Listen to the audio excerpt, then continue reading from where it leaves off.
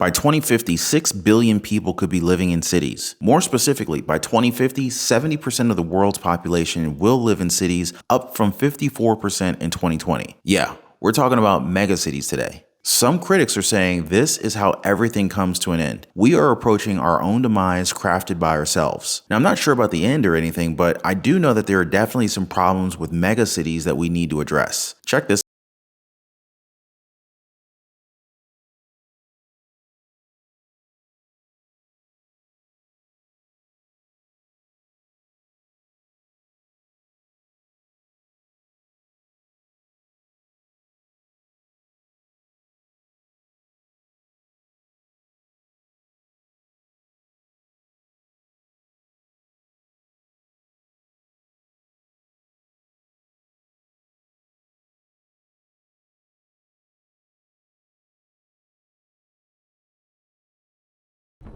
Many of the fastest growing cities are in the developing world, with 90% of urban growth set to occur in sub-Saharan Africa and Asia. And in these areas, megacities, cities with over 10 million inhabitants, are already struggling. Take Mumbai, home to over 20 million people, many of whom live in poor conditions due in part to poor urban planning. I think a lot of the problems that megacities have these days are planning issues. It's at the edges of the cities where there is almost no planning, where things really severely break down. Farmers who have tiny plots of land will sell that plot to a developer, and nobody will be thinking about where the main road is going to go or where the school should be. The result? Disorganized settlements lacking basic services, leading to desperate living conditions.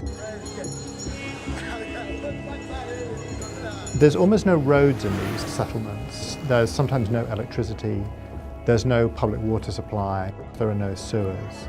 Yeah, heavy stuff there. There is no way the cities of tomorrow can be realized in these regions without public and private agenda to address these critical challenges. The young people are eager to drive the future, but they don't exactly have the freedom to do something about it when they're burdened by existing challenges like inflation and student loans and whatnot. Plus, there's international support that's needed. So yeah, what I'm basically saying here is that we need to talk about megacities, the good, the bad, and the ugly. Because, like it or not, this is happening. Like I mentioned earlier, by 2050, 70% of the world's population will live in cities, up from 54% in 2020. The surge in population isn't just because more people are being born. It's also because everyone's heading to the big cities, especially those megacities with 10 million people or more. Of course, they have their reasons, like issues of violence and a general lack of security, the presence of criminal groups, lack of policing, ecological degradation, and the fact that there are too many people for the available agricultural land. On the flip side,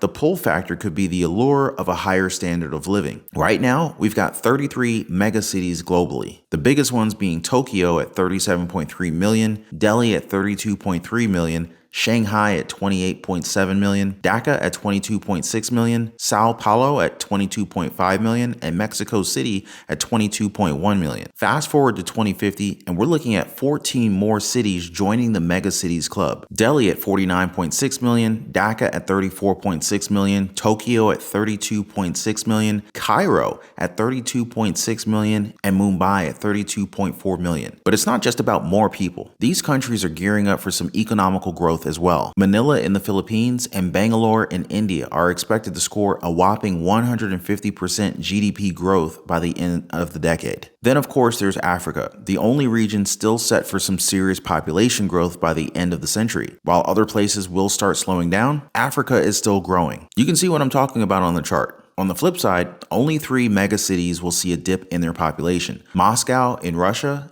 -3%, Osaka in Japan, -12%, and Tokyo, also in Japan, -12%. This is the kind of thing that we should really be talking about. Am I right, guys? That's why I highly recommend subscribing to the channel and tapping that notification bell. You don't want to miss out on any of our updates like this one. Also, don't forget to light up the like button. We really appreciate that. It definitely helps our videos to reach more people, which allows us to make even more videos for you guys. I appreciate you guys. The simpler times before all of this urbanization was a lot better for many people, more wholesome and connected to nature. But let's be real here, guys. Cities aren't going anywhere, but they do need to change. Since the pandemic upended the world, we've been getting plenty of mixed signals about cities. Some say places like New York are done for, while others claim that they're hotter than ever. Are cities germ-filled nightmares that people will avoid forever? Then why is rent through the roof? Thanks to remote work, folks can work from anywhere, and about 30% of working days are actually spent at home. But companies keep insisting on dragging people back into the office. On top of that, economists are predicting the demise of a lot of office buildings and the tax windfall they will bring for urban governments, causing a tax hit for urban governments. This could mean cities run out of cash to fund the stuff that we all love about them. So yeah, confusing to say the least. Let's dig into what economists, urban planners, and academics are suggesting. While they're not all on the same page, a few common themes do pop up. Last year, the 12 biggest US cities lost around 2/3 of a million residents due to the pandemic, with around 60% moving to nearby suburbs like they usually do. Remote work did let some others venture out even farther to other cities, more distant suburbs and rural areas. But not many people completely ditch city life as the numbers reveal. It's a drop in population, sure, but not a catastrophe. It might set urban densification back about a decade, taking those cities' populations back to around 2010 from 2019. But cities are already bouncing back after historic pandemic population dips,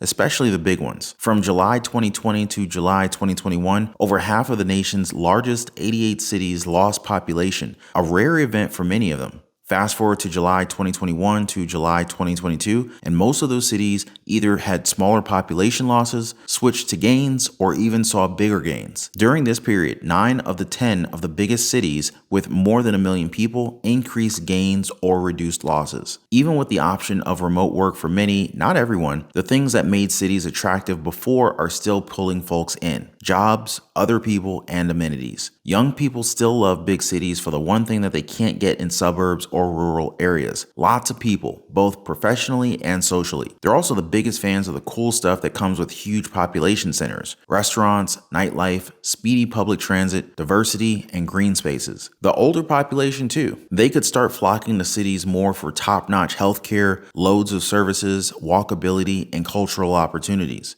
All these perks can help active seniors live independently for longer. So yeah, cities, and by extension megacities, aren't disappearing anytime soon. Though downtowns will have to revolve around something besides office space. I mean, those massive office buildings are really the elephants in the room when we talk about the future of cities. The traditional central business district is on its way out, with some even calling it the final breath of this industrial age. Fast forward 3 years from the start of the pandemic, and offices are still only half full. According to the researchers at Columbia and New York University, remote work has knocked $500 billion off the national office value. As if that's not enough, about $1.5 trillion in commercial loans are coming due, and with high vacancy rates, soaring interest rates, and low property values, defaults and budget shortfalls might be on the horizon. In places like New York, where real estate taxes make up around 30% of the city's budgets, and offices contribute to 20% of that, there is potential for a budget hiccup, even though the city's comptroller expects it to be modest. Other big cities like San Francisco are also staring down office-related budget gaps. Experts seem to agree that many of these massive office buildings will need a makeover to adapt to the ongoing shift to hybrid and remote work. While losing commercial revenue may hurt cities' budgets, it could lead to a transformation that boosts the quality of life for city dwellers. These cities might shift away from being purely business-centric to focus more on amenities, culture, and entertainment. They need to become places where people can live, work, and play. So downtown areas are in for a significant makeover. This transformation will likely put more emphasis on alternative revenue streams like food, entertainment, tourism, and crucially repurposing office spaces, especially for housing. Get ready for downtowns to become a whole lot more diverse and vibrant. While a few people leaving big cities might not make a dent, for smaller ones, even a slight increase in population could be a game changer. Now that people can venture further from urban hubs, smaller and mid-sized cities are in the spotlight. They've got to take advantage of lower prices, but historically, job opportunities might not have been as abundant. That's definitely going to change with remote work. But for these smaller cities to attract the remote workforce, they've got to prove that they're awesome places to live. That means not just also flaunting things like affordable housing,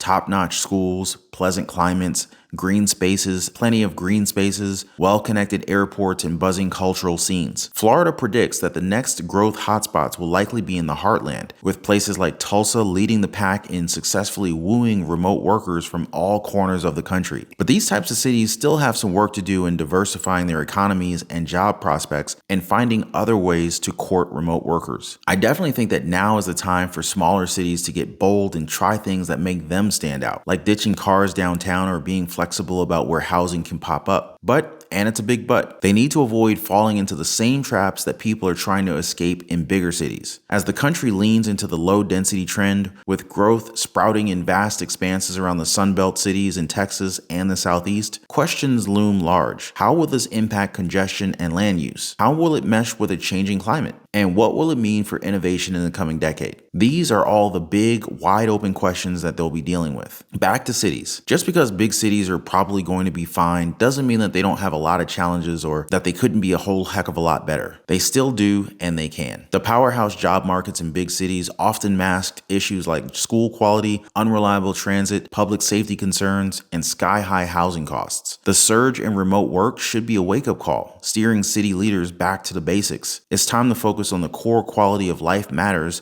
that local governments were set up to handle. That means doubling down on what already makes cities great and tossing in some extras to sweeten the deal for residents, because keeping folks around and luring in the newbies is the goal. Cities need to zero in on crucial areas like housing, infrastructure, and beefing up public services in general. This calls for a mix of loosening zoning rules, encouraging the conversion of office spaces into housing, and finding fresh tax bases. Plus, it's vital to keep the gears smoothly turning in systems like public transit. Cleanliness and safety are non-negotiable, both in how people perceive it and in reality. Maintaining law and order is key because, let's face it, no business or high earner is key on settling in high crime areas. Looking ahead, cities could also cozy up to the idea of being more family friendly. That involves investing in schools, developing housing that fits families, creating policies that support affordable childcare, and just generally making life a breeze for people with kids. And don't forget the new challenges looming in the horizon, like climate change. Cities need to roll up their sleeves and invest more heavily in adapting to changing weather patterns. Think seawalls and fire-resistant structures. The future of cities and megacities isn't all that clear, to be honest, but one thing's for sure, they're sticking around. Whether they thrive or turn into lawless wastelands depends on the moves decision makers take next. Definitely something to pick up again on the next video. Make sure you guys don't miss it.